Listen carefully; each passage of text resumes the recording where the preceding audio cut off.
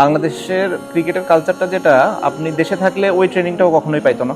মানে আমি আরও প্রিসাইসলি জানতে চাই, নাইট রানার জিম্বাবুয়ে সিরিজে খেলতে যাওয়াটা মানে ইনজুরির ক্ষেত্রে শিয়ার ব্যাড লাক নাকি একটা অপ্রয়োজনীয় একটা কম্বিনেশন অফ বোথ বোথ বা নাহিদ রানা যদি মনে করতো যে না আমার আর কিছু ম্যাচ খেলার দরকার, কিংবা টিম ম্যানেজমেন্ট মনে করতো যে যেহেতু ছেলেটা অনেক ইয়াং, ও ঠিক আছে আরও একটা দুইটা ম্যাচ খেলুক টিমের সাথে থাকলে, কারণ বাংলাদেশের ক্রিকেটের কালচারটা যেটা আপনি দেশে থাকলে ওই ট্রেনিংটাও কখনোই পাইতো না, যেটা ন্যাশনাল টিমের সাথে থাকলে পাই। এইটা একটা দুর্ভাগ্যজনক। হ্যাঁ, অনেক তো ইনজিওর্ড প্লেয়ারকে আপনার সময়ও ইনজিওর্ড প্লেয়ার কিন্তু টিমের সঙ্গে গেছে শুধু রিহ্যাব করার জন্য। হ্যাঁ, তো ওই মেনটেনেন্সটার অভাব আছে। তো এই কারণে যেটা হচ্ছে যে টিমের সাথে থাকলে অ্যাটলিস্ট সবসময় একটা প্ল্যানের অংশ থাকে, মেন্টালিও একটা জায়গায় থাকে, তো স্বাভাবিকভাবেই সেটা যেতে পারতো। মেবি দুইটা ম্যাচ আরও কম খেলতে পারতো, ওয়ানডেটা না খেলতে পারতো, শুধু টি-20 খেলতে পারতো, কিংবা মেবি শুধু দুইটা ওয়ানডে খেলতে পারতো, তারপরে চলে আসতে পারতো, টেস্ট ম্যাচ থাকতো ওয়ানডের সময় হয়তো। বাট এগুলো হয়ে যাওয়ার পরে আসলে বলাটা ইজি।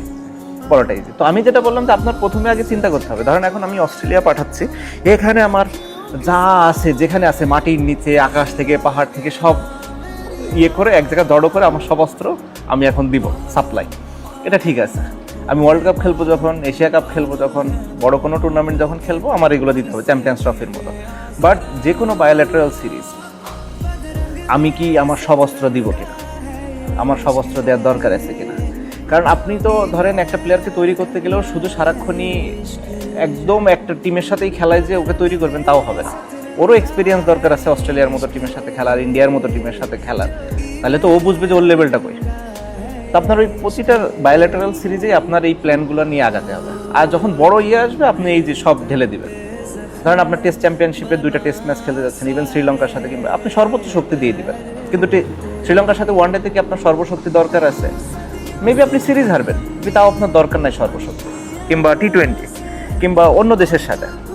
আপনি যেটা হোমে তো আমরা সব সময় করতে পারি, একটা প্লেয়ারকে আমরা প্রতি সিরিজে তৈরি করতে পারি হোমে, কারণ হোমে আমরা অনেক ভালো টিম, আর যেভাবে পিচ তৈরি হয় ইয়ে হয়, আমাদের সাথে যে কারো জেতায় কষ্ট।